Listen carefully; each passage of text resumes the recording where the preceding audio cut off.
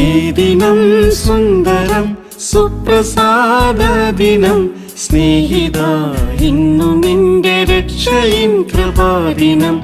ഈ ദിനം സുന്ദരം സുപ്രസാദ ദിനം സ്നേഹിത, ഇന്നു നിന്റെ രക്ഷയിൻ കൃപാദിനം. ഇന്നു നീയും യേശുവിൻ ദിവ്യ ശബ്ദം കേൾക്കുക, നിന്റെ പാപങ്ങളെല്ലാം ഏറ്റു പറയുക.